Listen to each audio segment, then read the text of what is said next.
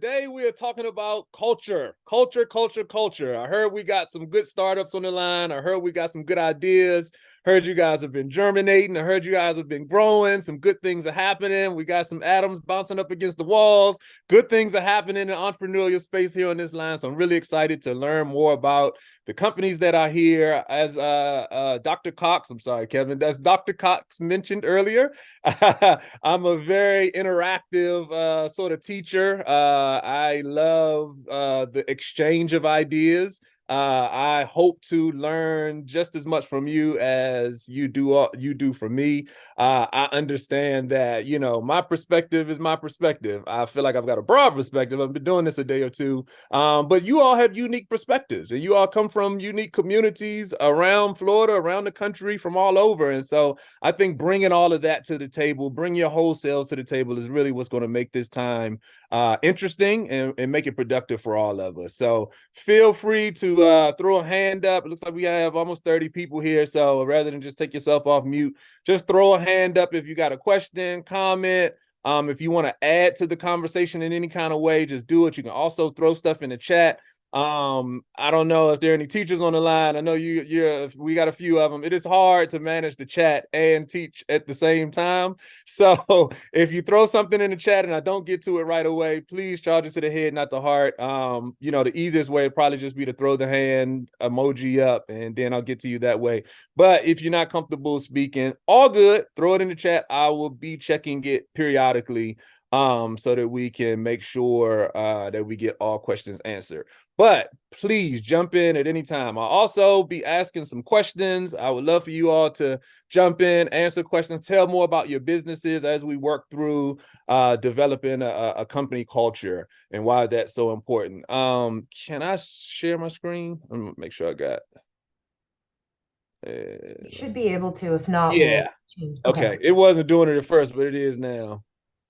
So we should be good to go here. Okay, screen check. Perfect. Yep, we can All see right, it. good. We can see your home screen. All right, good. All right, cool. All right, let me do this. So I've got a little deck here that we can kind of go through. So when I'm talking about company culture and everything like that, I kind of go through this little deck. And this is something that I can send to you also, Dr. Cox, if it's helpful. You can share it with share it with the rest of the entrepreneurs. Because it's a good little check-in and a good little thing to have sort of in your back pockets as you're building out your teams, as you're hiring that first one or two employees, as you're thinking about strategic partnerships and some of the things that probably are really meaningful for your businesses at this stage. So I'll make that available as well. All right, so little small bit of background on me. So like I said, I started my first tech company in 2000, which was now, as we crossed over into the new year, 24 years ago. And since then, I founded 3 other companies, which makes 4. And I'm working on my 5th startup right now, which is right here. University Startups. Trying to find it on the screen there.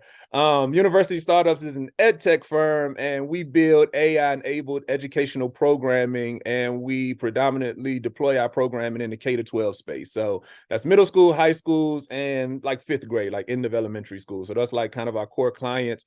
We're in 6 states now and growing. We've got 30,000-ish students on our platform, so we're growing pretty quickly. We just finished our seed round. We raised 1.5 million on the seed in 2023. So we crossed that Rubicon, as they say. Raising money is not an easy thing to do. I'm sure you guys have had some lessons or some sessions on that. Not an easy thing to do, but can certainly give you my perspective on doing that over the years as I've been doing that, if any of those questions come up. Also on the other side of the house, I run a nonprofit, which is a social impact consulting company, where we build community engagement models that drive economic development. So when it comes to company culture and planning out your company and building your company, building the people that are ultimately going to get you to your final goal and your final destination, it is super important. Super important. Super important. I can't say this enough. Can't stress this enough. To try to get this right on the front end. I mean, a bad hire, especially early on in the process, or a bad partnership, or somebody, that is just not really a good fit on the cap table early in the process can be just, I mean, it can be a killer to an early stage company and to a company that's trying to grow. Where you just have a founding team, or, like I said, that first or second employee that's just misaligned with what you're trying to do and where you're trying to go. I mean, it can just really be a downer when you're trying to grow a company. So I can't stress it enough how important this conversation is. Generally, when we're early stage entrepreneurs and we're just getting started with building something, and I've seen it at all stages. I've had a startup, an infant, with no experience and nothing in going for the company, and you have to build it from the ground up. And then also have grown a company to we were doing millions of dollars in business. So I've kind of seen it on all stages and how important it is. It just gets more important as you get bigger. But what I've discovered, over the years, is that if you get it right on the front end, it makes the back end, it makes the growth process that much more easier. Entrepreneurship is hard. Everybody knows that. Everybody's heard the war stories, from, I'm pretty sure, other guests who've been on here. And I've got tons of them. I could certainly send everybody a copy of the book of what not to do. In entrepreneurship, I have made tons and tons and tons of mistakes over the years. And some of it is on the business side of it, but some of it, and this is what we're going to talk about tonight, is on the people side of it, the culture side of it, the stuff that should be baked into the company from the ground up, and that's something that, since you're so focused on building the company, so focused on getting that value proposition just right, so focused on, capturing that first customer, doing your customer discovery, really working through the beta testing and the alpha testing and all of this, you're so focused on that. Sometimes the culture piece of it takes a back seat, or you don't even know that it's something that you need to really be focused on at this stage. I mean, when you think about company culture, you think about like large companies, to have HR departments, and you think about large companies that have people who can manage this for you. You don't think like, okay, I'm a team of two, a team of three, we just kind of got our proof of concept in hand. We're just starting to go to market. Why is this culture stuff even important? And, I will tell you right now, like, this is the time to think about this stuff, and even if it's something that you just kind of bring up on an ongoing basis, and we'll talk about that in a second, it's something that you should start infusing in your leadership conversations and in your leadership meetings, and most of my companies, we do over the years, we did a weekly cadence for a leadership meeting, where every week, in some form, way, fashion, or another, the leadership team is getting together and discussing, pertinent and prominent, issues that are surrounding the business. This is something that, as I was a younger entrepreneur, when I was a younger man, never came up. It was all about what we're doing, how we're getting it done, what partnerships we need to do, and everything like that. But as I've gotten a little more seasoned as an entrepreneur, these conversations come up in every leadership meeting, really taking the temperature of what is going on in the company, what is going on with the people in the company, and how we as a company can come together and communicate our values in a way that everybody in the company feels empowered, everybody in the company feels like they're on a winning team. And those are the things that are sustainable as you grow your company over time. So don't think that this is a conversation that you can kind of kick the can down the road type of thing. Like, okay, thanks, Dr. Cox, for bringing this guy on to talk about culture. But, I'll take some notes and we'll talk about this, in 12 months. And it's like, no, this is a conversation for right now. This is a conversation for today. And the way I'm going to break it down, the way we're going to talk about it, hopefully gives you all some steps or some things that you can do right now. I'm one of those, people I hate going to talks and hate going to presentations and things, and it's all theory. Like, everybody wants to talk about, this step 1, 2, 3, or, the theory of it. but not really anything that's actionable, things that I can actually do today. So hopefully, again, you got some pen and paper, can take a few notes, and you can infuse some of the stuff that we talk about tonight tomorrow, again, with your leadership teams, or even if you're a team of one, this is stuff that you can think about today, tomorrow. Hopefully you can start really, really, really working through what a cultural, solution would look like for your company ASAP. ASAP, as they say. All right. Let's get started. So this is a cultural planning workbook. As I said, I put this together because I do a bunch of like kind of cultural type talk. So my third company I started in 2011 was a strategy management company, and I did business strategy for small businesses under 3 million. And it was like, I did that company for 10 years. I just pivoted away from that company in 2021 to doing more social impact. That's when we started University Startups. And then I took all my consulting and put it under a nonprofit. That's why I started Think PGC, that you see the logo right here. Think people, think global, think community, and started doing more social impact strategic planning. So, but the previous 10 years, it was all heavy business strategy. And you'll be surprised when you do business strategy for companies. And like I said, I've done some larger stuff, but most of my clients were kind of tethered in that 3 million and below range. And they'll bring me in and we'll be talking about what their issues are. They want to, open up that second office, or they want to open up that second or third location. They're trying to, figure out how to hire their next round of employees, or, they want to increase revenue. They all have these goals of why I'm there to talk to them.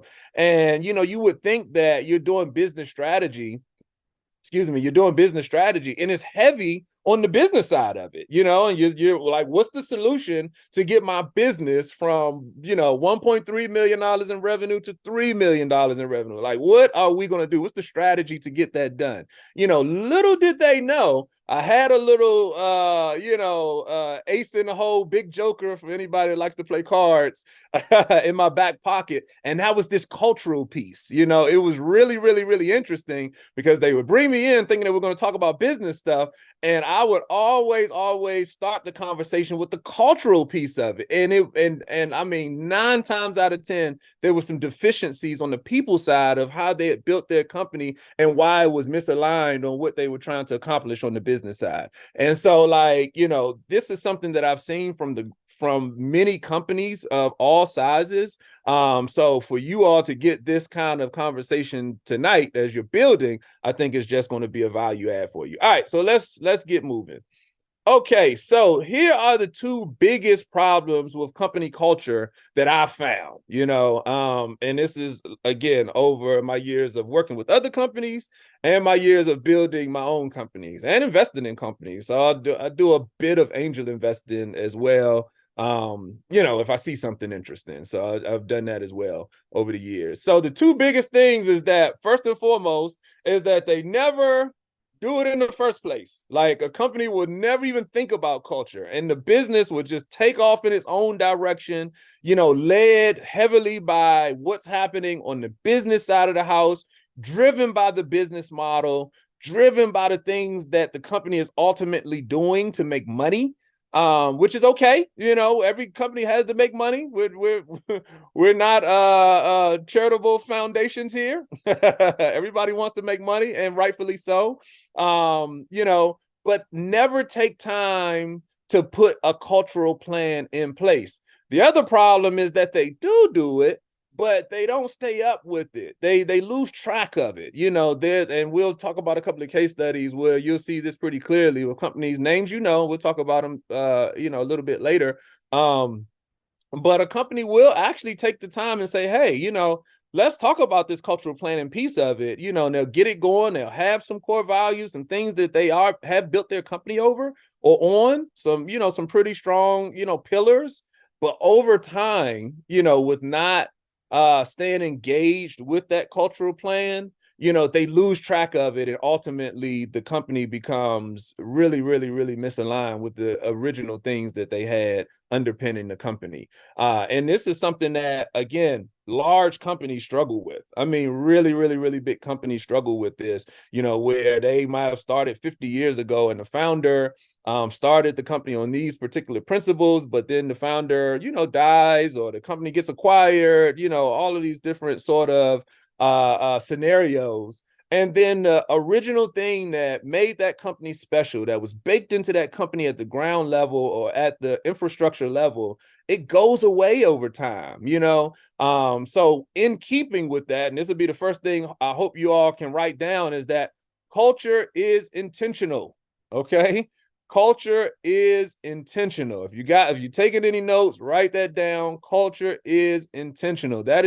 Culture is not something that you want to develop on its own. You want to purposefully sit down and map out how you want your company to feel to the people that are there, how you want your company to feel to the people who are engaging with it, taking into account all of the stakeholders that are ultimately engaging with your company at different points of the value chain. And so you have to be thinking really intentionally about company culture. And I'm talking about as intentional as you think about sales, as intentional as you think about marketing and your brand, as intentional as you think about some of the other core tenets of what makes a successful business.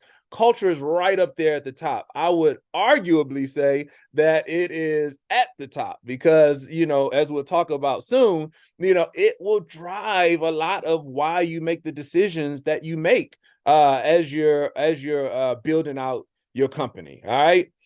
So let me go on. And I always like throwing this in here. So I'm not sure if anybody knows who Simon Sinek is. He is a great resource when it comes to company culture. If you don't know who he is, you can Google him, you can YouTube him. He's got, tons and tons and tons and tons and tons and tons of content that's free, doesn't cost anything, that's free online. But he's like kind of like a known name when it comes to building company culture. He has this great book called Start with the Why. And we're going to talk about the why in just a moment.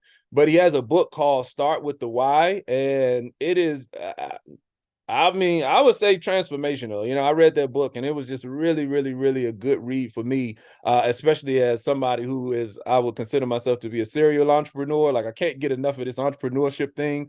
After I started my third company and I was kind of, had a good pace going with, doing my consulting around business strategy and things like that. Kind of promised my wife no more startups, but here we are. Working on my fifth startup, starting all over again, raising money, traveling all around the country, and missing cheerleading practice, and et cetera, et cetera. I got 3 girls. Again, stories. I'm sorry. But back in the grind, I really love this stuff. And once we sell university startups, and our goal is to go for acquisition in the next 3 years. Once we sell it, I'd venture to say I'm not going to make that promise to my wife anymore. I'm probably going to sit at home, twiddling my thumbs a little bit. I'll probably do more teaching. And then, I don't know, I'll probably be back at it. So anyway, I digress. But Simon Sinek, he is somebody that I would really suggest that you all take a deep dive into. If you don't know who he is, check him out. If you do know who he is, then you're already familiar with what I'm talking about. But he has this one quote. I have it up here on the screen. It is a great quote. This is one of those quotes that you can definitely, put on your screensaver or just kind of have it available to look at sometimes when you are having difficult decisions to make as a CEO, as a founder. Sometimes this kind of quote is something that can really bring you back or give you some perspective as you're looking to make the decisions that you need to make. So what he said is, people don't buy what you do, they buy why you do it. And I think that that's a really, really, really interesting quote. And the reason that is interesting is because it really speaks to the underlying sort of effects that a company can have on how somebody feels about engaging with your company, engaging with the thing that you're bringing to market, and like this speaks to the heart of that. And this is the type of statement that when you read it, it makes you think about it. It's like, they don't buy what I do, they buy why I do it. And then you have to start thinking about, well, why do I do what I do? You know, those are the type of questions, those why questions really, really, really get to the heart of how you build a good company culture. You know, company culture is something that is a little bit of a buzzword these days when you think culture. You know, but it is a step-by-step and again intentional process that you can go to get to a place where people really, really, really are locked into why you do what you do. You know, they are locked into I love using what is it, McDonald's versus Chick-fil-A. I don't know, is Chick-fil-A in Florida, Dr. Cox? It is. Okay, all right. Yeah, Because absolutely. okay, Everywhere, okay, man. I tell okay. you, you get your food fast and it's always right. We know about Chick-fil-A down here. Okay, okay, I got you. I got you. So for those that don't know, I'm in the Washington D.C. area and everything. So I got to make sure that I'm using relevant examples and case studies because you know McDonald's versus Chick-fil-A in an area that has no Chick-fil-A, you guys probably wouldn't know. But Chick-fil-A, you know, is a great example, especially when you pair it against one of its competitors, which is McDonald's, of this whole idea of people don't know what do by what you do, but why you do it. Chick-fil-A, what are they known for? I mean, somebody put it in the chat. What is the thing that they say after everything that they do? Come on, somebody throw it in the chat. Oh, shoot. Let me see. I just realized that I can't get the chat.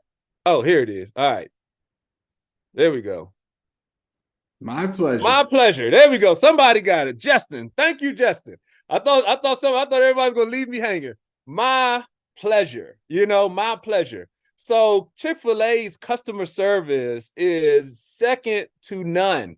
And quick backstory on the whole my pleasure thing. You know, the owner of Chick-fil-A, Dan Cathy, he went to this is like early 2000s, went to a Ritz-Carlton. Instead, he had a conference or something like that, went to a Ritz-Carlton.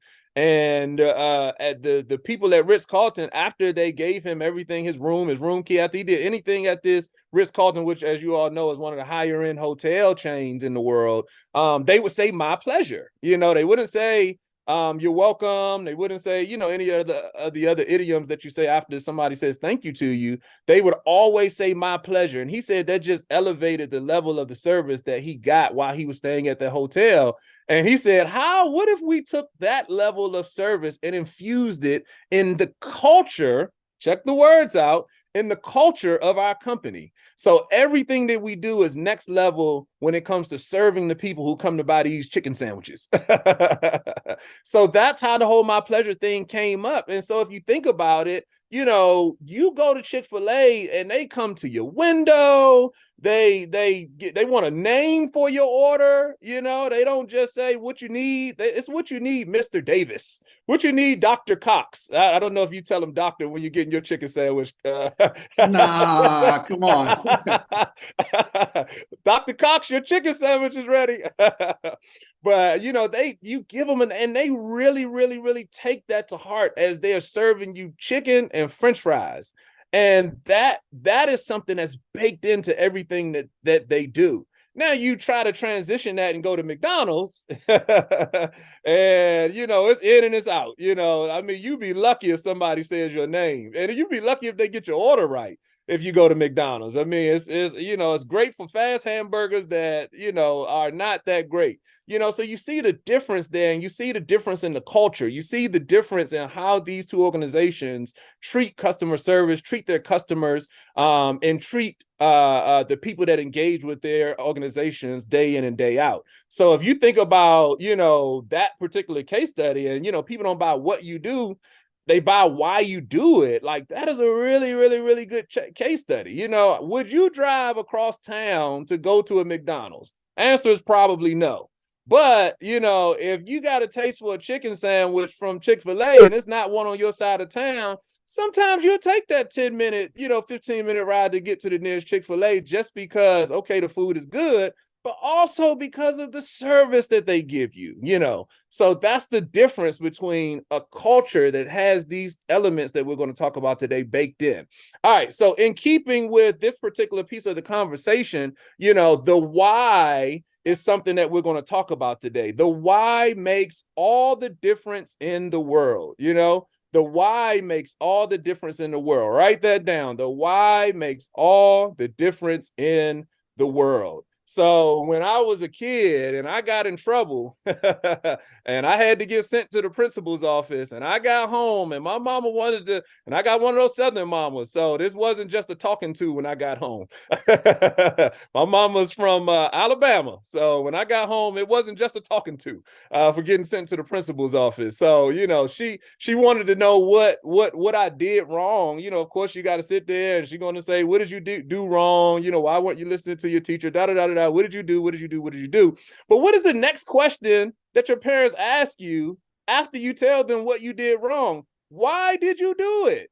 You know, why did you do it? Why did you hit that kid? Why did you, you know, whatever, you know, talk in class? Why, you know, what was the reason behind? Because if you're a parent and you find out your child has gotten in trouble, you know, sometimes the reason why, if you can just get into their thought process and understand the reason why they did what they did, sometimes it makes a little bit of a difference in whether they're going to get in real trouble with you. You know, if they got in trouble for talking in class, but you know, you say, well, why were you talking in class? And they're like, well, you know, one of the students sitting next to me, I don't know, dropped their pencil on the floor and couldn't find it. I was just trying to tell them how to get their pencil. Okay, you were talking in class, but if you tell me that and I'm a parent, I'm like, okay, listen, you can't talk in class, but I appreciate that you were trying to help your classmate who was trying to take their test and drop their pencil. Okay.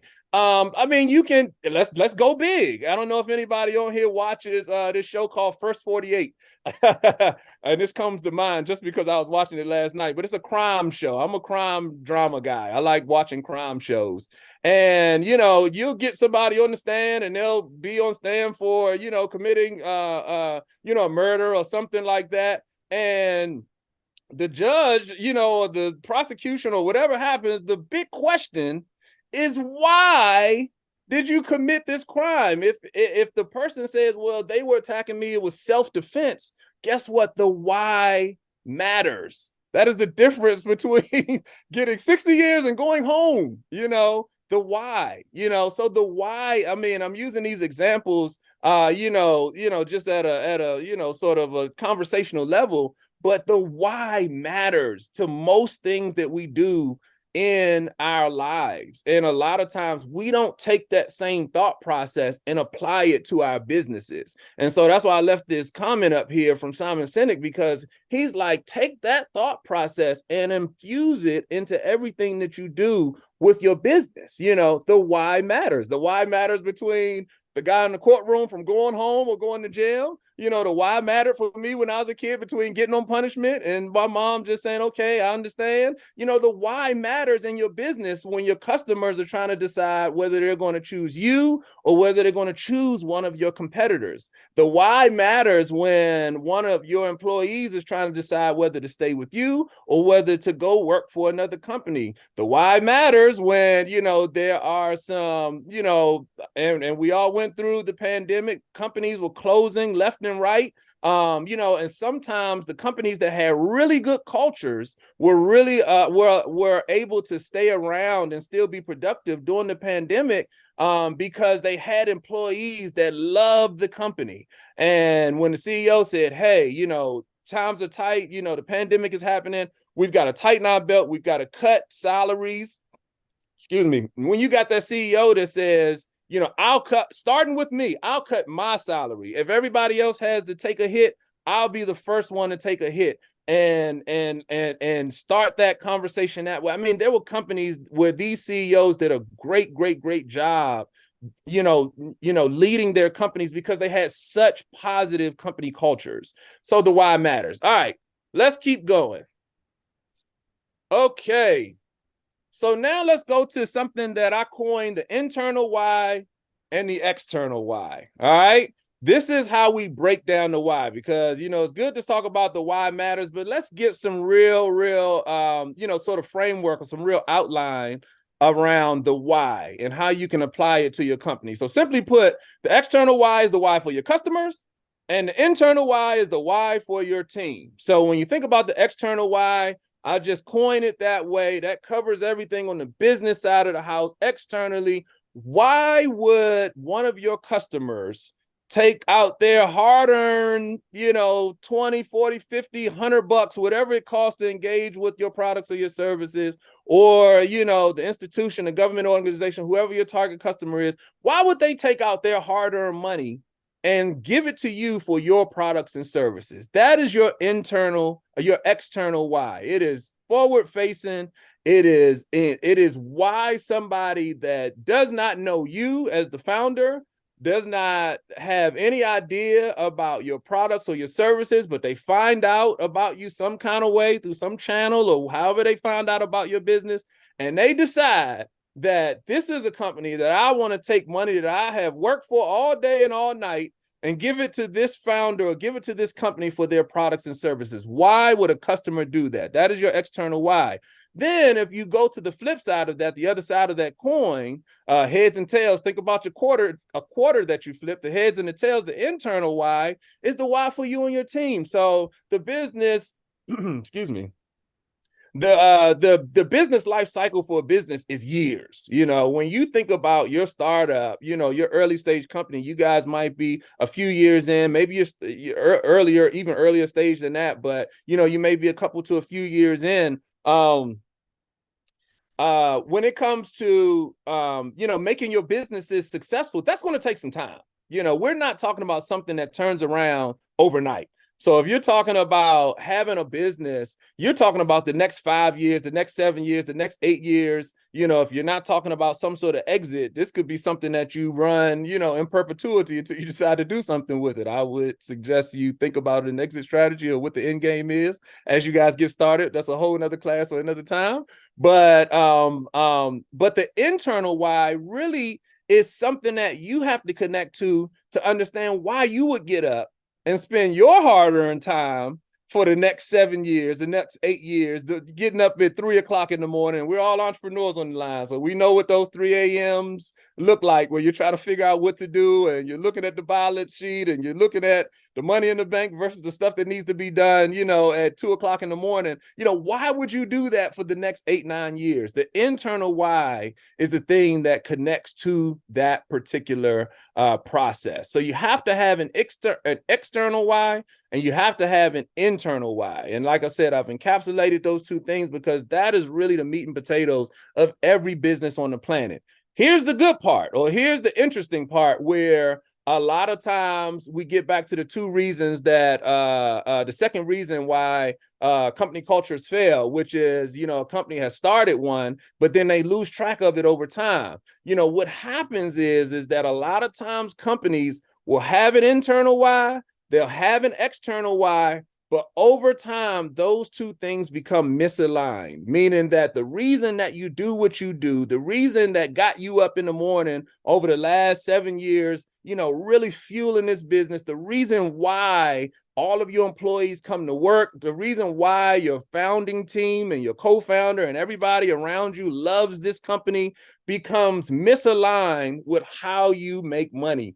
The business side of it, why somebody would pay you money for your products and services. When those two things become misaligned, when you can't find a line of sight between why you do what you do internally and why your customers engage with your company externally, you can have a lot of problems in the company. These are issues that you see, for companies of all sizes. I'll give you an example. So back in my strategy management days, I had a company, and she was a real estate lady, and she was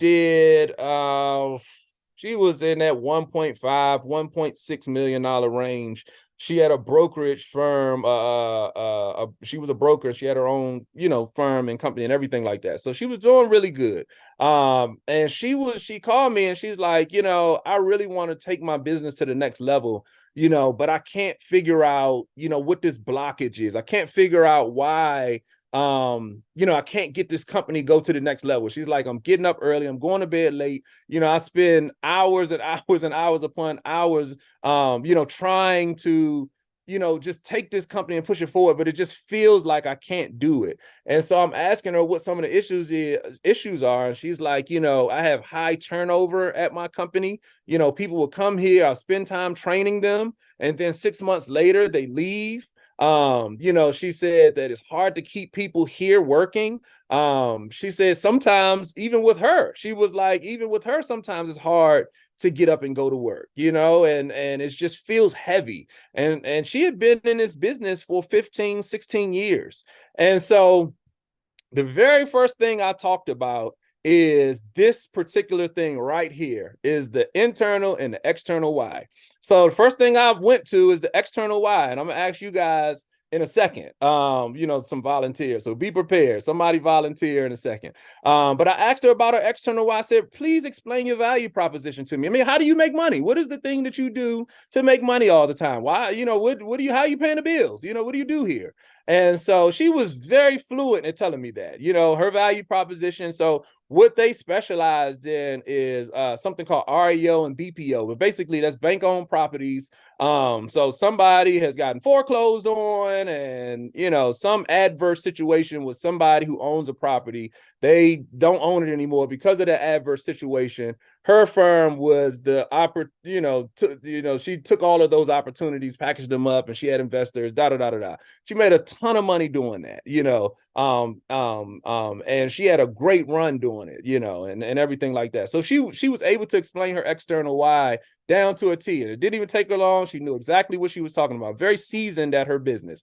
Then I went over to the other side. I said, tell me about the internal why. And we're going to talk about these things in a second. I said, tell me about the vision for your company. And so the first thing that she said is, I don't have a vision. And I said, really? Really? Really?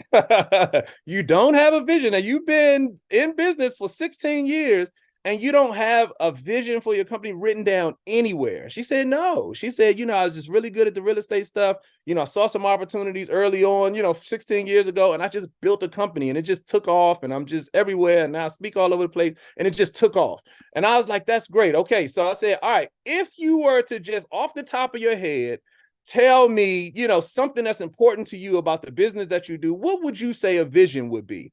So she went all into, I want to help people to build generational wealth through real estate. I want to, help people invest in real estate. And I want to help people to, pass wealth down to their kids using real estate, and educate people on the different, ways to first-time home buyer programs and all of this stuff to help communities, to help people, to help generations, all of this very aspirational and great stuff.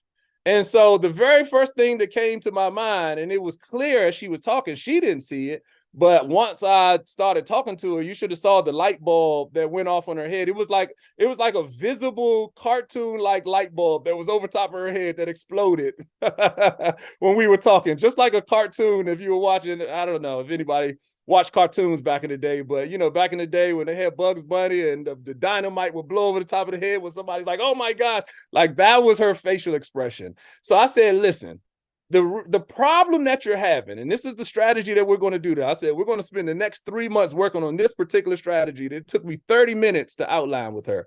I said, the thing that you just described that gives you life, that you like to do, the impact that you want to have with this business is so different from what you actually do to make money. I said, you profit off of people getting thrown out of their properties day in and day out. Like the banks call you because we threw somebody out. And now it's an opportunity for you to package it up and get it out the door.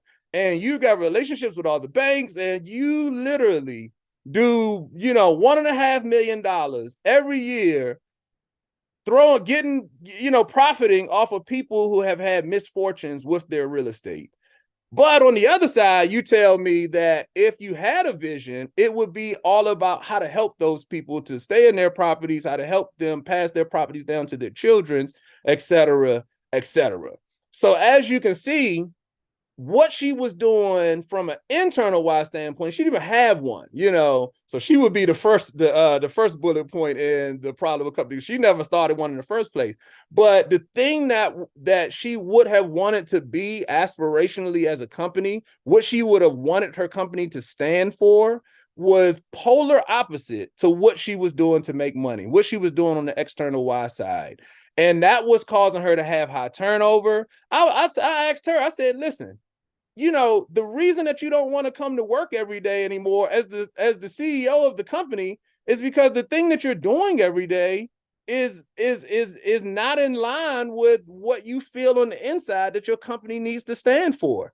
And I said, if the CEO don't want to come to work every day, what makes you think any of your employees want to come to work every day and be around you?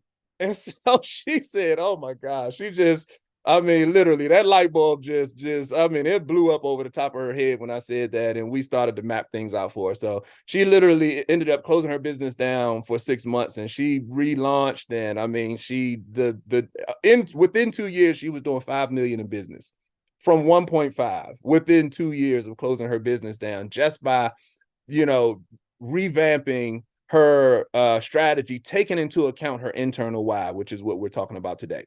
All right, so that was just an example. All right, so let's now go to, well, you know what? Let's go back up because I said I wanted to because this is a way and a good time to hopefully get to know some of you all. And let's make sure, okay, I saw a couple of things. Can we get a copy of the presentation deck? Yes. All right. Saw a couple of things in the chat. Just want to make sure I wasn't missing anything. All right, so somebody come off. You can raise your hand or you can come off mute. I would love to hear somebody's external why. Somebody tell me, and you can keep it simple. Just tell me a little bit about your value proposition, you know, who your target customer is and what problem you're solving for them. Tell me just those couple of things. I mean, of course, you can introduce your business, but your external why. Can I get a couple of volunteers? I would love to kind of get to know your businesses a little bit. Anybody? Come on, Venture. Oh, there we go. We got EpiPause. I saw her. Okay, there we go. Hi, I'm Andrea, the founder of EpiPause. EpiPause, our external is that we solve a huge problem for pet owners that have unknown age pets. We offer an age estimation test that's done from a mouth swab for dogs and cats. Nice. All right. So who would you say your target customer is? Is it EpiPause? EpiPause. Oh, I love that. The word pause is just cute. I don't know what to say. I love pause. All right, that's a great name. All right, EpiPause. So tell me who your target customer is and what problem you're solving for that customer. So our target customer is pet owners who own a rescue pet. Okay. And what problem does EpiPause solve for them? We solve getting a good age estimate for the pet. Okay, so the problem would be that these owners, they get a rescue and they don't know the age of their pet. Awesome. Thank you so much. Is it Andrea? Andrea, yes. Andrea. Thank you so much, Andrea, for sharing. No problem. I appreciate that. Anybody else? Couple more volunteers. Come on, guys. Don't be shy. You know, Jessica was talking about all these pitch competitions coming up and all these opportunities. You're too much, Tremain. We're like, you know, like, I don't know. You have us stunned, you know. I'm sorry, Patricia. I'm sorry. It doesn't mean that I'm gonna talk. I'm just explaining you what is going on. I got you. Yeah, I'll jump in here. Okay. So I'll jump in here. So my name's Alex. My name's Alex Freund, and I'm one of 4 founders, which is going to be its own interesting challenge. The name of the company is called Ride Guide, and we are building a consumer app that provides specific instructional video for car owners on their specific make, model, and year of their car. So we're building a huge library of instructional videos, And if you think of taking an owner's manual and turning it into video content, that's kind of the idea behind what we're trying to accomplish. There's actually 2 social missions in there. But the bigger one, which is underlying this, the social mission is to really help people improve both how they use their car, how they drive their car, and to take advantage of the modern safety features in new cars, because a lot of the newer cars are really way more complicated in terms of the technology and safety features. So ultimately, our goal is to impact the number of fatal accidents and injuries in the United States with car owners by way of education, instruction, and video content. Man, I love that, Alex. And I see your hand, Noah. I'll come to you in a second. So, you know what, Alex, I rented a car recently. Yeah, car rentals are they're one of Oh our my targets. gosh. Oh my gosh. Oh These new yeah. cars, and it's not Yeah, your we know car. that. Oh my gosh. You sit in it, it's got like 10,000 buttons in it. It's like, man, listen, I just want to start the car, put it in drive. And I literally takes me 15 minutes to figure that out. So, like, the ride guide needs to partner with Hertz, Enterprise, Avis, ASAP. They actually are one of our target when we did our original market validation.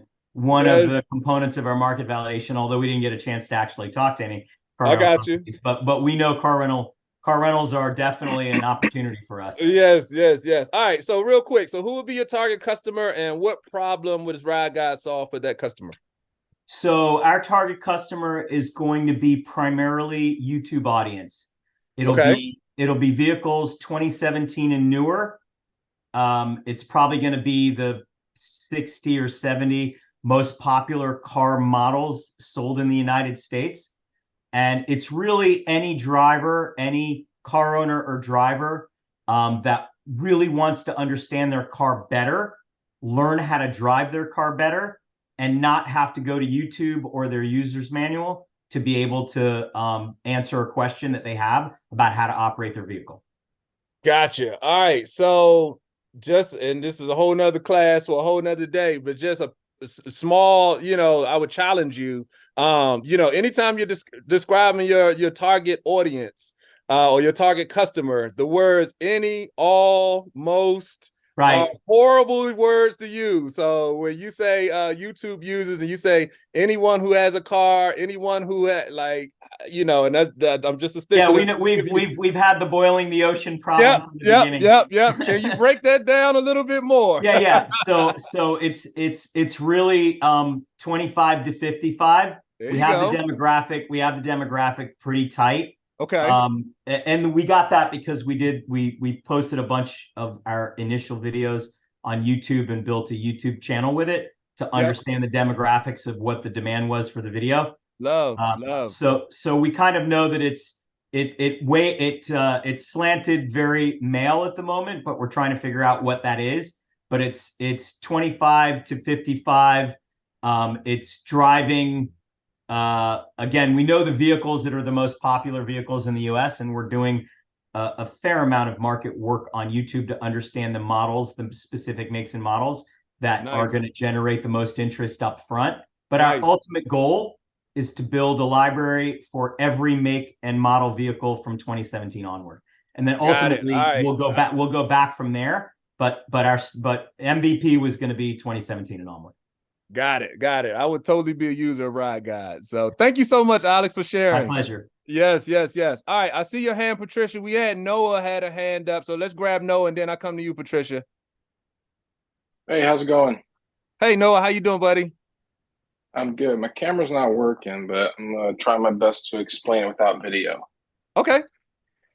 I'll give you a quick intro. I made a mobile application that allows college students to find events happening on and off campus. We give student organizations the ability to post their events and give a social media aspect to building communities and getting students involved in more than just schoolwork.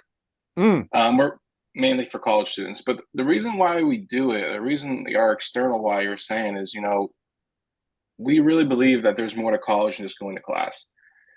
And we believe that students can often get caught up in getting a degree rather than exploring their interest and forming their passions. And we believe that, the more involved the student gets in a community, the more empowered they'll be when they leave college. And we believe a lot of student organizations hold this power and this ability for students to not only grow, but to find their interests and develop a passion, which could lead to millions of factors in their life after college. I love that, Noah. So what you're talking about, or what you're describing, and we're going to go into that in a second, is the internal why. Anytime you start talking about, you started 3 or 4 sentences with, this is what we believe in as a company. And those are the things that are going to connect to your internal why we get up and do what we do every day, day in and day out. The external why is going to be more on the business side of it. The external why is the business side of it. So just like I asked the rest of them real quick, who would be your target audience and what problem does your app solve? Sounds like students, but just want to ask you. Yeah, well, our actual paying customer is student organizations and venues and restaurants that are around campus. But we solve this problem for student organizations. If you go to any college campus, you'll see 100, sometimes less, but most of the time 100 tables set up in a breezeway. And I find it very silly that students have to promote their events and try to gain users and gain interaction with their events and organizations by standing out in the breezeway for hours, sweating their ass off. I'd rather give them a digital platform that they can post their events and really get thousands of students to engage with their events, engage with their members, rather than students have their head in their phones and walk past these booths often. Got it. Okay. All right, that sounds good. Thanks a lot for sharing, Noah. I appreciate that. We gotta clean up that up a little bit. But we'll do that another day. But I get it. But when you're talking about your external why, you have to be able to speak very succinctly about who that target customer is and that external why, and what problem you're solving for them. And the reason that I'm challenging you to, just think a little bit more deeply about what those two things are, because when you start talking about, especially if you're doing an app, I just assume you're trying to get in a high growth space where you're going to start raising money and, et cetera, et cetera. Talking to VCs, they want to know some real specific stuff and they don't have a lot of time. I mean, it's a real rocket pitch, you got Absolutely. 90 seconds to hit it, and you got to be able to really articulate what these things are in a way that's succinct, that's clear, and it paints the picture for them, right away. And we're gonna come to Patricia in just a second. Like I mentioned earlier, we raised our seed round for this 5th startup of mine in 2023. We raised 1.5 on a seed, and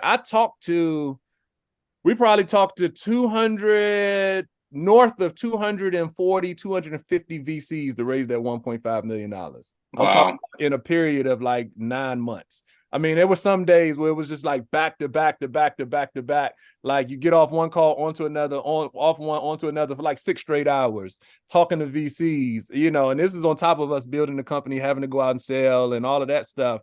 And you literally are like a robot. You know what I'm saying? You get on the call and they're like, okay, university startups, what you got? And you're like, boom, boom, boom, boom, boom. And you got to get that, succinct when you're talking about these key elements. So another time for another class, but yeah. Go ahead, Noah. Can I ask you a quick question? Yeah, sure. When you have those calls and you explain, that robotic, consistency, do you don't believe in starting with an internal why rather than going to an external why first? Yeah, so you want to be able to explain the internal why, but when you you got to read the room too. So I'm talking to VCs. So what VCs care about is, if I give you $5, how in a couple of years am I going to get 15 back? You see what I'm saying? That's all. Mm-hmm. That's what they're trying to figure out. After they have identified that this is something that they're interested in learning more about, now they want to learn more about, the team behind it. Are you the team to bring this to market? So you're definitely going to be able to talk about the internal why. But without an external why, we're not even on the phone, because we can all be great people and we can high five and kumbaya, but if we don't have a great business model, you know what I'm saying? Nobody's going to give you money. So those two things work in tandem with each other, which is what we are ultimately talking about. You have to have a line of sight sight between your internal why and your external why. The thing I was just challenging you is that you have to be able to explain it as well, because it sounds like you have something, but if somebody asks you about it, you want to be able to, in a quick 2 minutes, say, this is the thing. But that's what these moments, that's what these times, and, you know, these kind of, I mean, Dr. Cox has made this kind of resource available, you know, for, you know, guys like me to come in and talk about these things. So that's what this is for. So, but I appreciate you sharing, Noah. Thank you so much. Thank you. All right, Patricia, you're up. You have the mic. Yes, I do. And actually, my external why is that I am a voice actor as well. Actually, I'm an announcer, host, and all that kind of stuff. And in the Dominican Republic, that is where I come from, they used to take a lot of time in finding right talents for their productions, like, you know, in the advertising world. So my focus was on producers, that they were always running one way to another, finding the right people for their productions, because they never had really the time to, you know, to stick and to sit down and to find it. Now, my company, I didn't tell you, is an, you know, a marketplace where you can put together my customer and client, that are the brands and advertising agencies, and my users that are talents like me. So my internal why is that I used to be told that I wasn't good enough. And then because of that, I used to have a lot of situations finding gigs. And then at some point, I found a way where I didn't have to get through the gurus on the market, and finally find a spot where I could always be hired. So what I did was to create same you know, like place for other people being able to be hired for those gigs that most of the time they don't get to the highest level, and then they don't also find the right person. Basically, that's my internal and external why. I love that. I really love that. And you're doing a marketplace. So, you know, to be honest with you, so marketplaces are super hard, but if you can get them up and running, they're super valuable too. I know it's hard. Yeah, marketplaces are like hard. some of the toughest things to build, because you have to literally simultaneously build both sides of it, because it's only valuable to either side if the other side is in place. And so you'll have a difficult time building a marketplace, but here's the big but with a marketplace. Those if you can get a marketplace coming to up, my heart, you know. well, Thank I love you. that. I love that. I'm love that. But you know, we're talking about the external why. So I'm talking about the payoff. So when you sell it, you can be on your yacht too. So that's what we're talking about right now. But marketplaces are difficult. But if you can get them up and running, they turn into the Airbnbs of the world. You know what I mean? Like they're really, really, really lucrative if you can get them off of the ground. So I really love that idea if you can continue to take that to market. Thank you for sharing, Patricia. All right.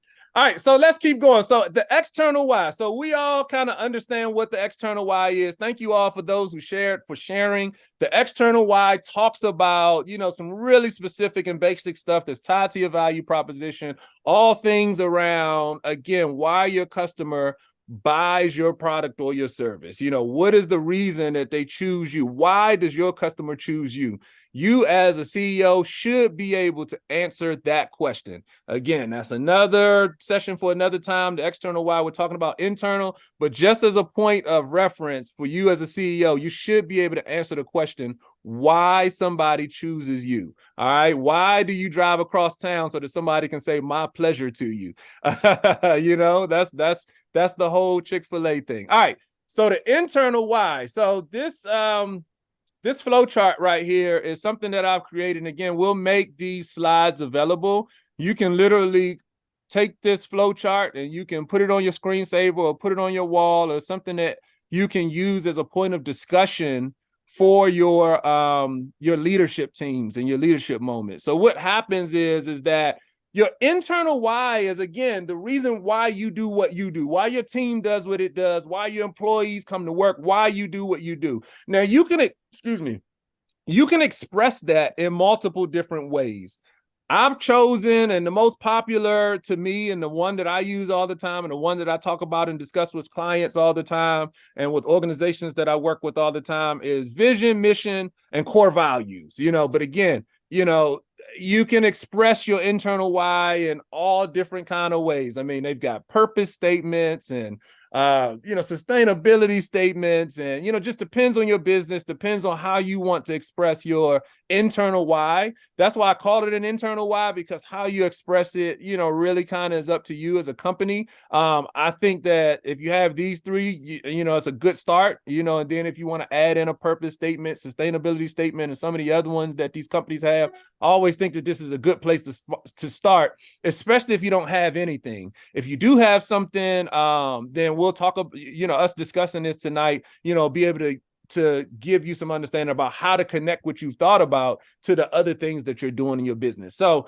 vision, mission, and core values, that is just like, again, a basic suite of thought process that you can bring to your internal why. So if you don't have anything, start here. Again, I told you guys, I'm gonna give y'all some stuff that y'all can talk about and think about today.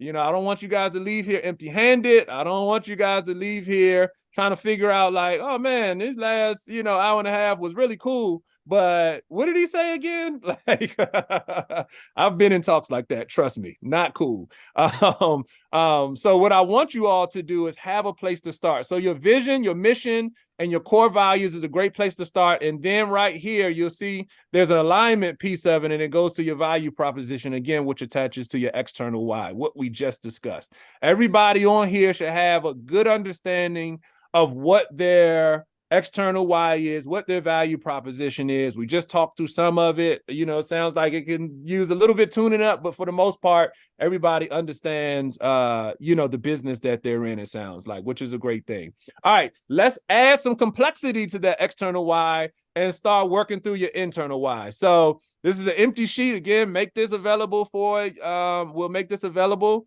for everybody so you can have it. I think this would be a great thing to fill out, even if you already have a vision and mission statement.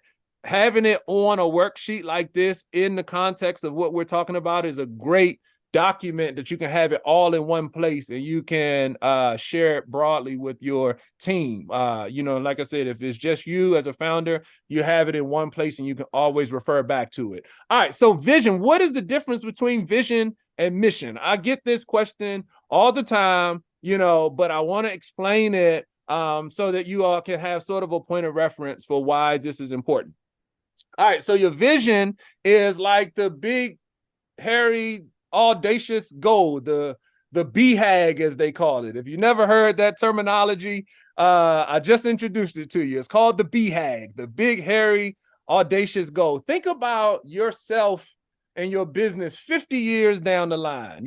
Think about your business in terms of it outliving you. Where do you want to see this business in 50 years? If you're one of these high growth companies, if you guys are building a tech, or, somebody out there is doing some, I don't know, some AI stuff or some, Web3 blockchain stuff, you're not thinking 50 years down the line. You're thinking you're thinking 5-6 years down the line, because somebody else is going to own this company in 50 years.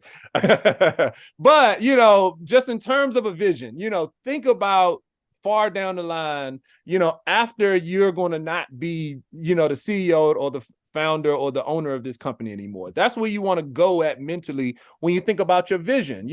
What do you want this company to be? What's meaningful for this company? What are you trying to accomplish? What is the big goal for this company, years down the line? That is the vision. Now, the mission is much more action oriented. Okay. And when I say action oriented, what I mean by that is it gives you the how for accomplishing your vision. Okay. So the vision is the big thing, and the mission is how are we going to get there. I always like to say an easy way to think about mission, when you think about mission statement, is think about the military. All right. So what do military officers? I was not in the military. So if anybody here is on the military and I'll say the wrong words, please do not get offended, because, I don't know the difference between the brigades and the companies and all of the stuff. But just for the sake of this conversation, if you have a company of, military personnel, and they're going out to do something. What are they going out on? They're going out on a mission. They're going out to do something. They're going on a mission. So if you think about military mission, you're going on an assignment, you're doing something. Like the mission is filled with action. So when you think about your vision statement, it can be short. It doesn't have to be this long, drawn out statement.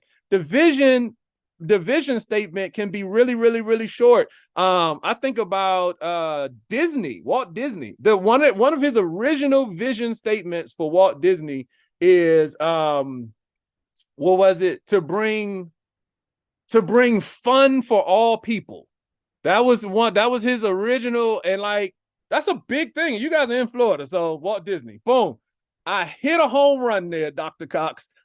We have a Disney example, and you guys are in Florida. I did not do that on purpose, but now that I realize what I did, I hit a home run. But Walt Disney, one of his original vision statements for his company, this is 100 years ago now, was fun for all people. Like that is a short, concise vision statement, but just think about how big that is. Fun for all people. Like all people, like that is a big vision. Like all people, like that is a huge vision. That just tells you how big he was thinking back in the 20s and 30s, like, which is insane. But he had a vision of fun for all people. Like, I mean, all people is one of those visions that is never going to be realized. That's another thing to think about when it's your vision. If your vision statement is something you can accomplish in the next 4 years, that means your vision is too small.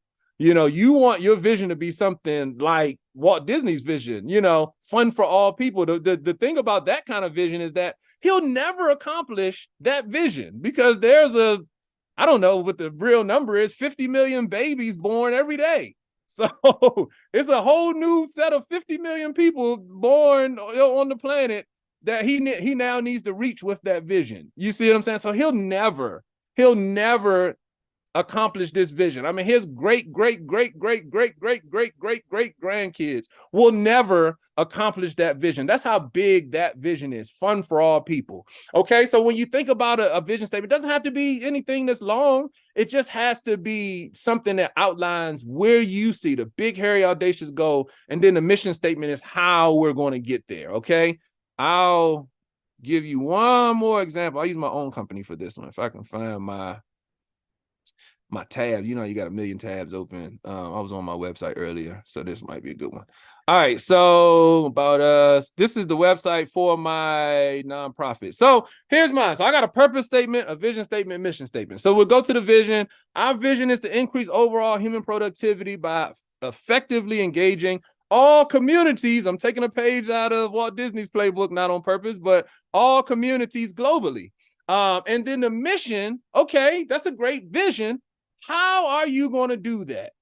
Our mission, the way we're going to do that is by building scalable community engagement models that empower people and drive sustainable economic development. Like that is the vision and the mission for my nonprofit right now. And your vision should be packed full of action words, So as you can see here, I'm driving stuff. I'm empowering people. We're building stuff. Like that's how you want your mission statement to look. And I didn't mean to go full screen with that. So let me go out of there and then back to this. So you want your mission statement to be full of action words. So you've got a vision, and then the how for how you get there is going to be your mission statement. All right, let's go to your core values. Okay, so core values, okay, is something, and you can, again, I think a vision and a mission statement are kind of like table stakes. Like every company needs to have a vision and a mission. This is just my personal opinion. I like to throw in core values because it's a good way to get the company, your employees, your partners, your co-founders, your leadership team involved in the process. A lot of times the vision is the vision of the founder, the vision of the person that started this company. And of course, the mission flows out of that vision, because that tells us how we're going to accomplish that. The mission is going to tell us how we're going to accomplish that vision. The core values, though, is something that you can get everybody involved with, so, if you've got a leadership team that comes in after you founded the company, you bring on a co-founder, or you hire that first 1 or 2 employees, having core values is something that you can bring them in on so that everybody can get involved in building out the internal why. Again, you want to create a space where everybody feels like they're stakeholders in what you all are building, okay? So core values is a great way to do that. So again, I think vision and mission is table stakes. Everybody needs them. But I like core values because you can always add to the core value. That's why I got 8 slots here, and I'll show you what we did for my tech company in just a moment. But core values is something that, you can sit down with your leadership team and say, okay, this is the vision. This is the mission. What core values do we stand for? Noah, when he was telling us about his internal why, if he thought it was his external, he was really talking about his internal why. He used these terms a lot. He said, we believe this. This is what we believe. This is how we feel about what we're doing. We feel that students should blah, blah, blah, blah. We believe that, we're empowering people to X, Y, and Z. Like, those are all things that you can discuss in your leadership teams and with your co-founders and, employees, that should boil down to some core values. Okay, well, what are the things that we all believe in? What do we think that we should stand for as a company? And, you can just list some words here. I don't like to make these statements. That's just my personal opinion.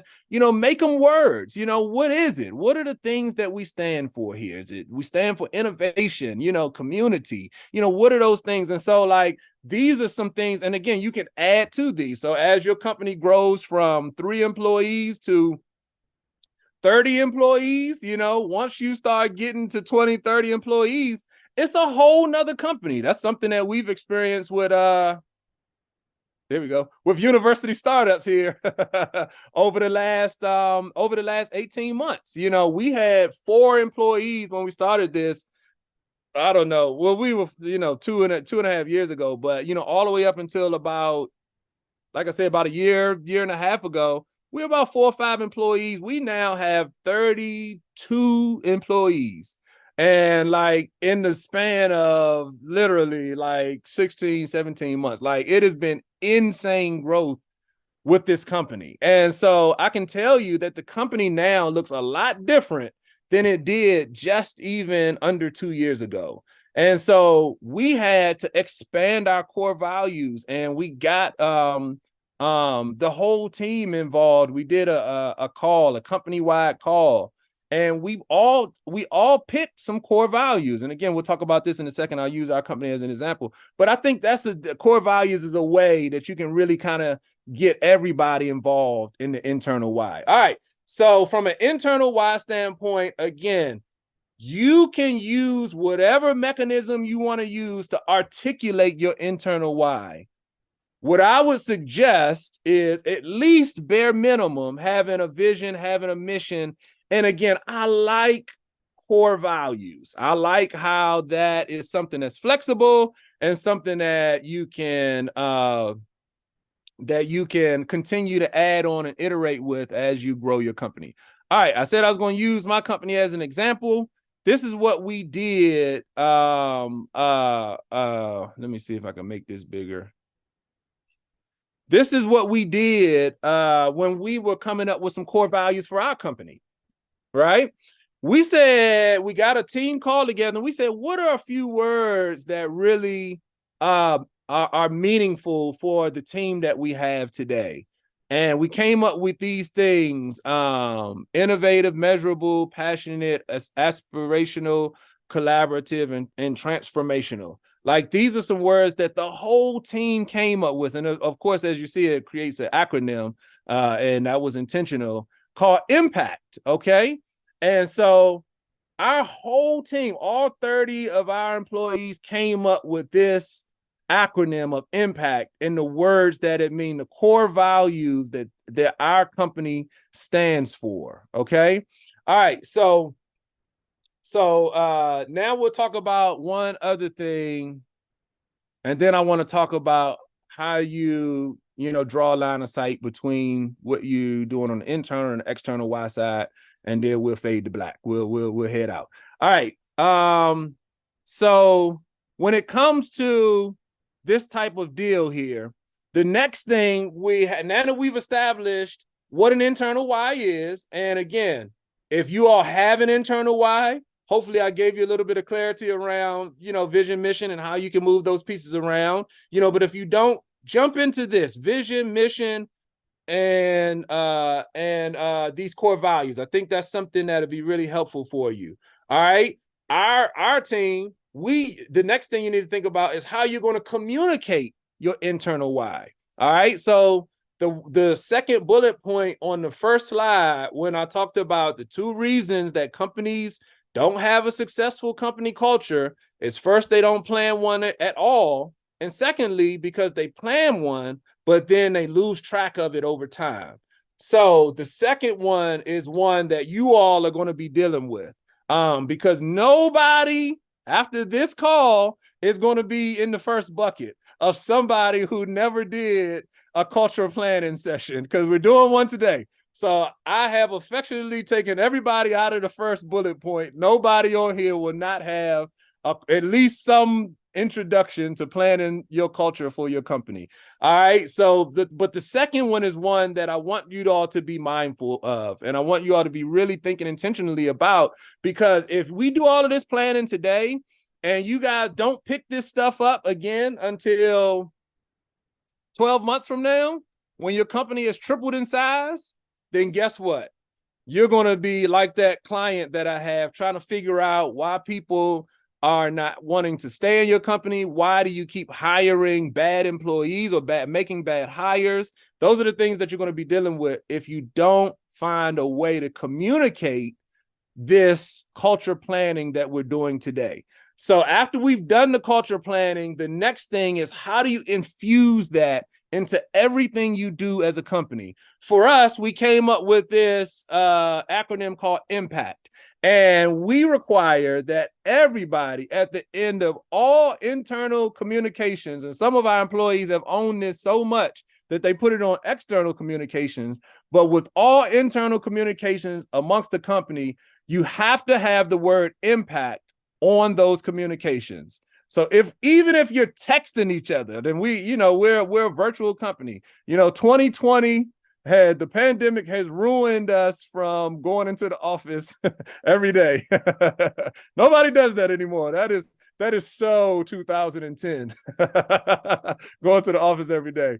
So we're a virtual company, and we've got, like I said, 30 plus employees, and we're spread out around the country. Actually, our marketing person actually lives in Florida, and she comes back to DC once a quarter to sit down with the team.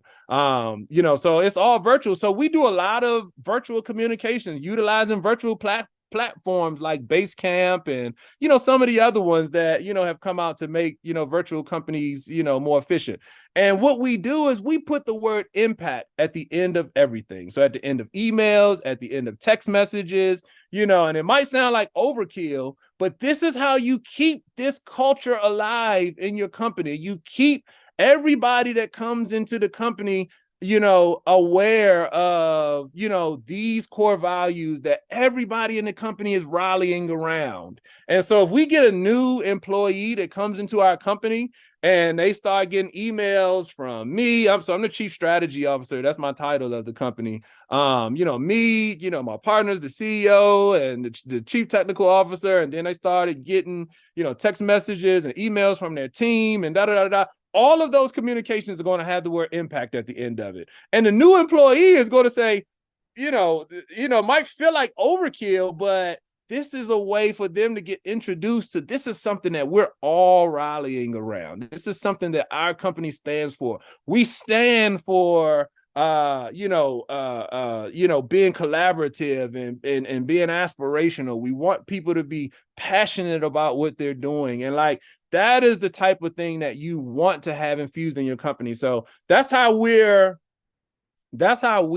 using our core values to communicate that ongoing throughout our company. So of course, the next thing is what are you going to do now that we have an internal why, now that you spent some time planning your internal why? And again, this is a great worksheet that you can fill out after this class. We'll make it available to everybody. You know, what are you going to do to communicate your internal why throughout your company? You know, how are you going to continue that thing going? So you can, I don't know.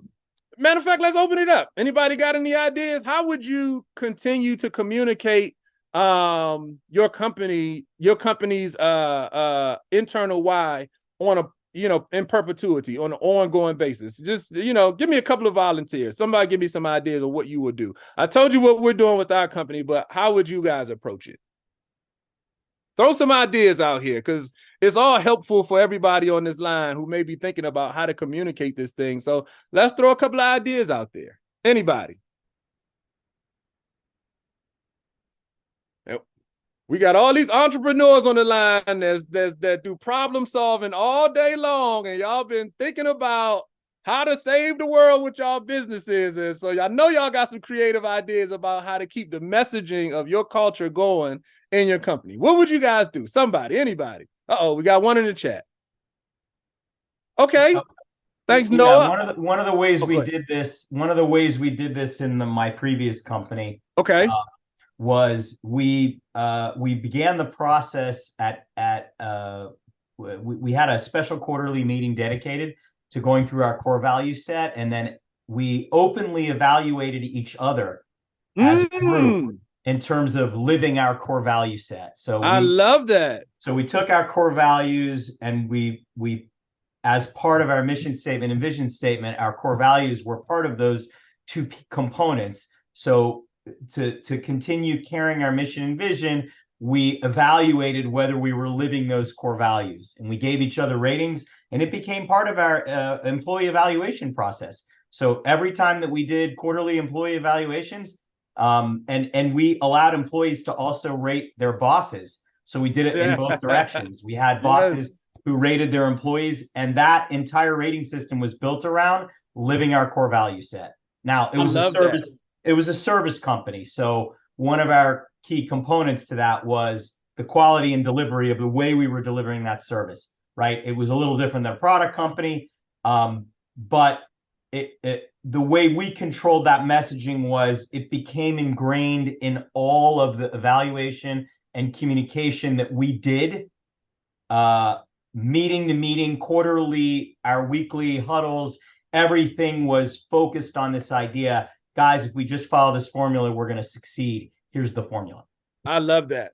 I love that. And I love what you said. So if you go back to the core value slide here, look what I have at the bottom. And this is something that we ask often, and I always encourage companies to ask, what is the positive impact of people living the core values? I love that, Alex. That was a really, really, really good insight that you had at your last company. How do you live these values? You know, that is a really, really, really good insight. Thank you so much for sharing, Alex. All right. Noah said in the chat, I always like ending meetings with our why to realign to the mission, realign the mission to the team.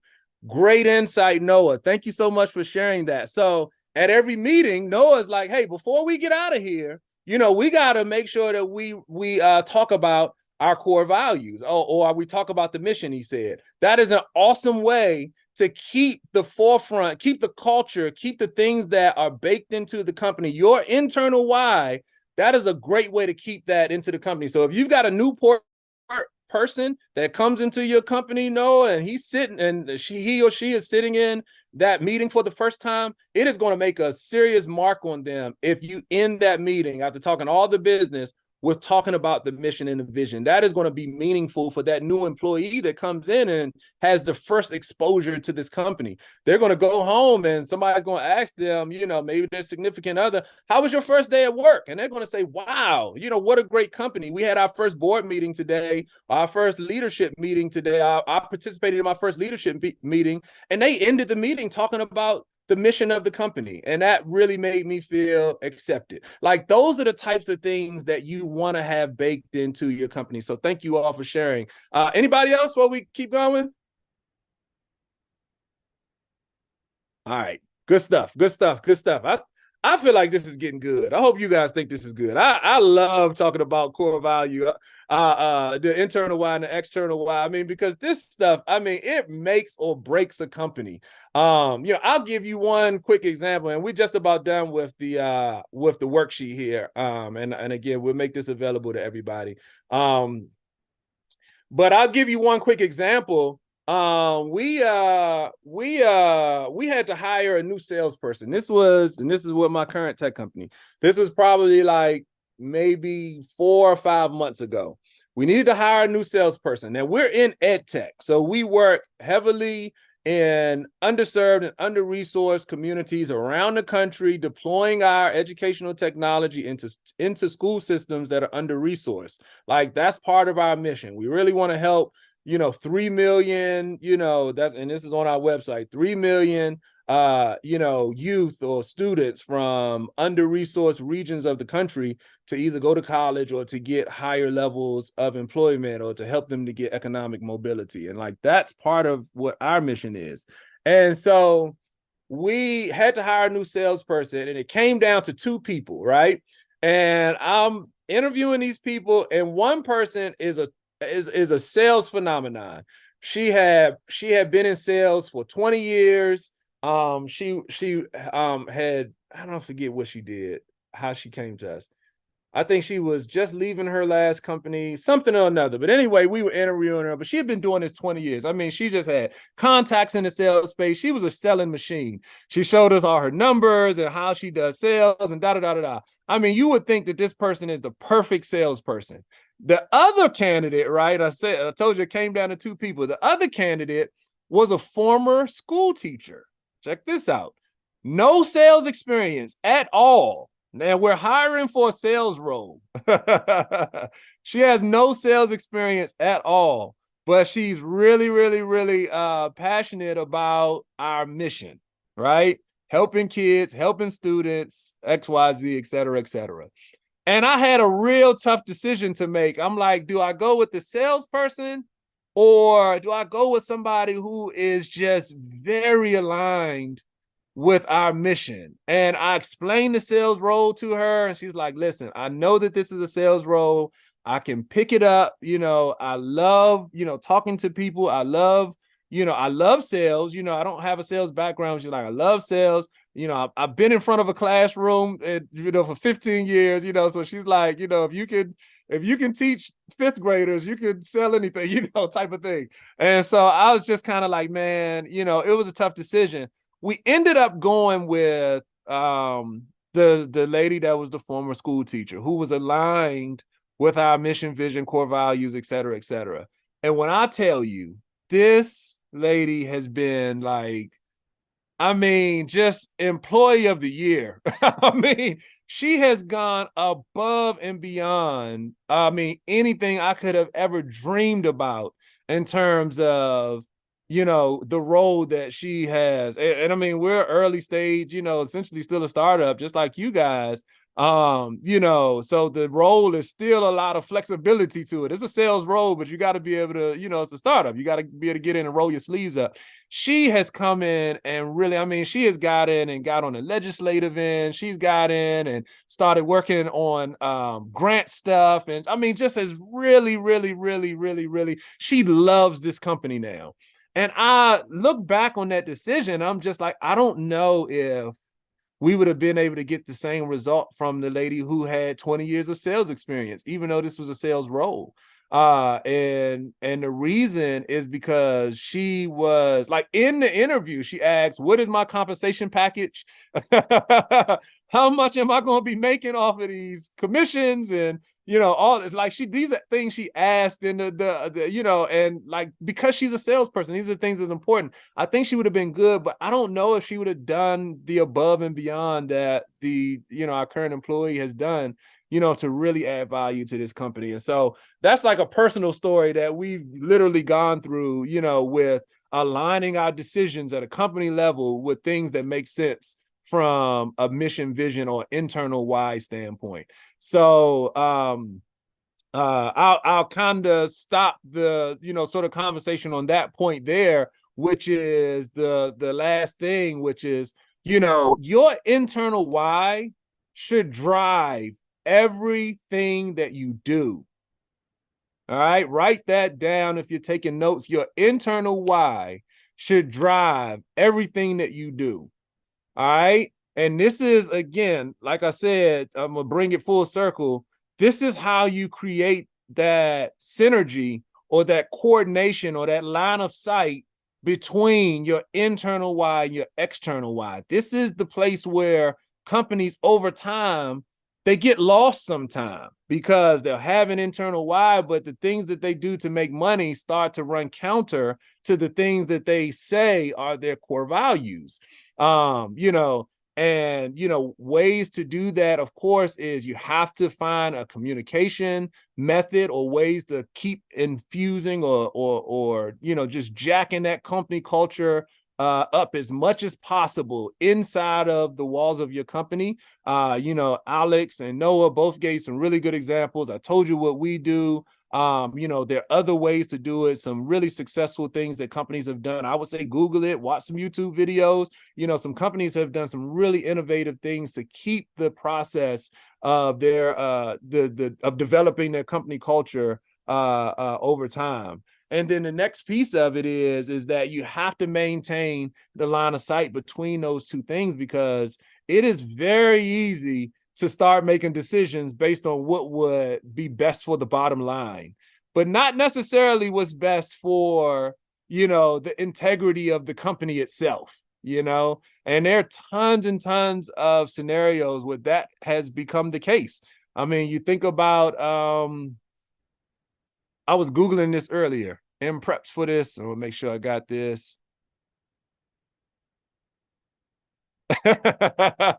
Noah said it makes me want to go to Chick-fil-A. There you go. All right, we're all leaving this call and going to Chick-fil-A, Noah. You put that in the chat. Very cool.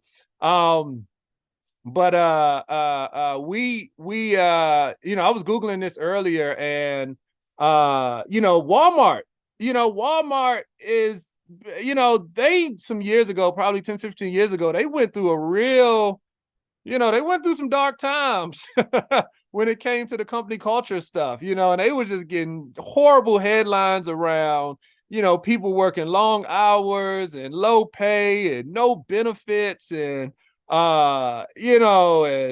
just impossible schedules, overtime with no additional compensation. I mean, these are things that were in the headlines, and let me see if I can find it right quick, because I was looking this up earlier. So Walmart, I looked it up because I wanted to see what the original core values. So the original core values, check this out. So Sam Walton, I Googled it. Sam Walton founded a values-driven company in Walmart, grounded on 4 core values: respect, service, excellence, and integrity. Let me say those 4 core values of Walmart again: respect, service, excellence, and integrity. Now, going back to, the issues that Walmart has had now, granted, to Walmart's credit, over the last, I would say 5, 8 years or so, 7 years, they've taken some real steps to try to clean some of this stuff up. But if you think about like the mid 2000s, they did not have a good reputation at all. At all. I mean, the things that Walmart were, quote unquote, doing to their employees, people would, arguably say they were deplorable. The working conditions weren't great. The culture of the company was horrible, but on the website, if you Google it, their core values are integrity, and so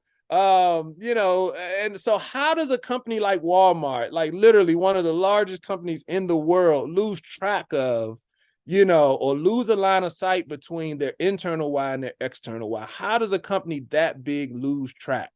And over the years, again, Sam Walton started it, in the 60s, with these core values. And the company is now, 70 some odd years old or something. I got to check my math there if any accountants on the line. But, you know, how do they lose track? You know, of course, he's not there running the company anymore, but how, as the company has changed hands, it has grown over time, lose track. And like, these are the things that we're talking about today. You think about, I'll give you one more example, and then I'll kick it back over to Dr. Cox so we can wrap it. But does anybody remember America Online? I'm 41, so I remember the dot-com boom. If anybody who's younger than 41, you might not remember America Online. But, you know, it's literally in the name. Like, America Online was the company that got America Online. You know, the internet, before you could just zoom it up on your phone right quick, you know, used to have to go through a dial-up process. It was hard to get online. And AOL was one of the first providers that literally made the internet accessible for like the average Joe. And like, I mean, they literally got America Online. You know, the internet before that was like really more for universities, more for big corporations and companies. But America Online really was one of the, you know, the big companies that got everybody on the internet type of thing. So, you know, I rewind back to like the mid 90s, guy named Steve Case, he was the founder of America Online. This company was a juggernaut. I mean, they were just doing some of the most innovative stuff in the entrepreneurial and tech space of its day. I mean, like I said, they literally got the country online. In 2000, I want to say, it was like 99, 2000, 2001, somewhere in that range. They did a merger with Time Warner. And if you know anything about Time Warner is this, you know, Frankenstein, you know, sort of, you know, mashup of like these old legacy companies, you know. So Time Magazine, like storied, you know, just historical, you know, companies, you know, came together to create Time Warner. And Time Warner and AOL ended up doing a merger together. All right. And this is the point of the story. And this merger ended up failing. So the reason why everybody blames it on the dot-com boom, if anybody remembers in 2000, or look up dot-com boom in 2000, it was all these, you know, dot-coms that came up because the internet was new, and they all went out of business in 2000, like at the same time. So the whole market bottomed out and everything. But everybody blames, you know, the Time Warner AOL merger on the dot-com boom. They say it was just, you know, macro environment. The market was terrible, you know, and, you know, the bottom fell out of the tech market. And that's why that particular merger fell through. All right. But I'm going to read you something, and something else I Googled earlier because I wanted to get an exact quote, and then we'll wrap. So, all right. Here is a statement from Steve Case about why the AOL, and again, Steve Case is the founder of AOL. Again, a darling of Wall Street. AOL was flying high, one of the best tech companies in the 90s, just really, really, really doing some innovative stuff. Does this merger with Time Warner, and the whole thing goes down into the toilet. All right, everybody, and like I said, at the same time, there was what they called the dot-com boom, you know, the internet boom, you know, everything just kind of crashed right around 2000. And that's when this thing happened. Everybody blames it on that. But here's a statement from Steve Case. Steve Case said this is the reason why he feels like the Time Warner and AOL merger didn't last. All right. It says Steve Case, former CEO and chairman of America Online, says that while the dot-com bubble bursting may have added to the demise of the venture, meaning the merger between AOL and Time Warner, this is the CEO of AOL. He's the guy at the top. Steve Case believes that the core reason goes back to the 3 Ps, as he calls them. He says there was a culture clash between the two companies. So, and I'll stop there, but it's a great case study to read about culture. If you guys want to read about culture, read about the why the merger fell between AOL and Time Warner. It'll be a great case study for you guys. But basically what Steve Case was saying is that the real reason, everybody blames it on the dot-com bubble. Okay, that was one thing. But he says the real reason why that merger didn't is because the cultures of these two companies did not match.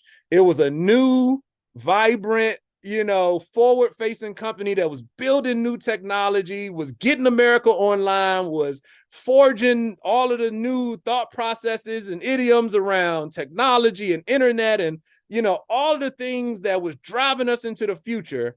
And then Time Warner was this old legacy company that had old people working there that weren't trying to do anything new and weren't trying to do anything innovative.